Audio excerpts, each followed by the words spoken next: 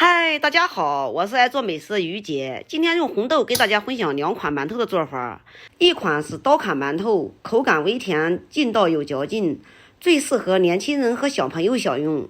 另外一款是红豆锅巴馍的做法，这一款属于原味粗粮型的，口感有点粗糙，上面松松软软，下面还有一层焦黄的外壳，越嚼越香，最适合中老年人享用。下面请跟我一起来操作吧。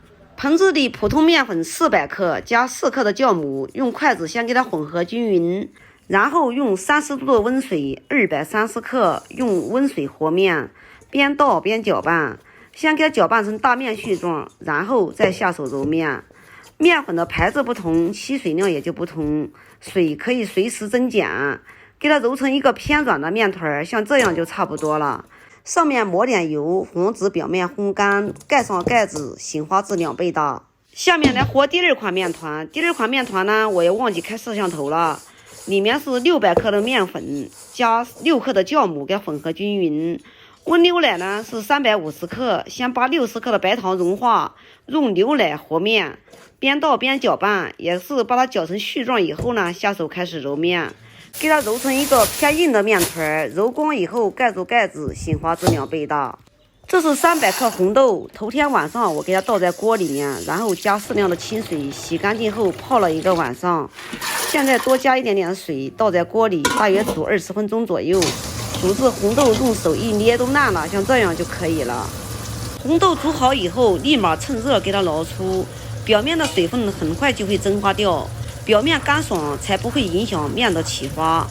豆子煮好以后放在一边备用。我们的面已经醒发好了，给它倒在案板上，给它揉搓排气，给它揉搓光滑细腻后，用擀面杖给它擀开，给它擀大约2-3厘米厚的大厚片，像这样就可以了。然后把我们煮好的又晾干水分的红豆给它拿出来，给它均匀的撒在上面。这个面团呢是无糖的，适合我们中老年人吃，要多撒一点红豆。中老年人多吃红豆呢，还能增加膳食纤维，对身体还大有好处。全部都撒均匀以后呢，用擀面杖给它压一压，然后再给它卷起来。卷好以后用手给它搓实，然后再用手给它揪成大小均匀的6等份，再把每等份用手给它搓圆，均匀的摆放在案子上。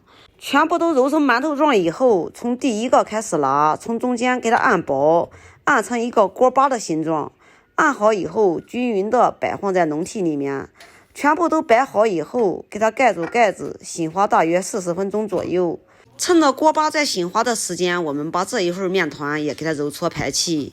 这一份面团因为放了白糖和奶粉，启发的蜂窝组织更加丰富。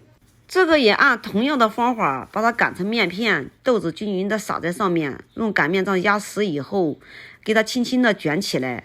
卷好以后给它再搓长，用刀给它切成大小均匀的小剂子，然后盖上保鲜膜醒发一会儿。趁着它醒发的时间，我们这个馒头已经醒发好了，水开上锅蒸。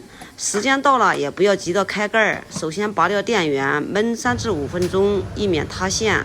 我们的锅巴馍就蒸好了。锅巴馍蒸好以后先出锅，我们按同样的方法把这一锅馒头也给它上上，水开上锅蒸18分钟左右，然后焖几分钟。我们这锅奶香馒头也蒸好了。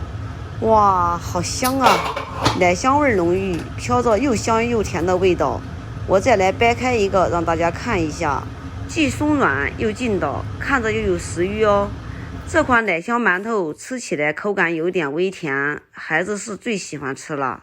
特别是这一款原味锅巴馍，电饼趁预热给它烙至底部金黄，上面是松软的，底部是金黄酥脆的，越嚼越香，特别适合我们中老年人享用。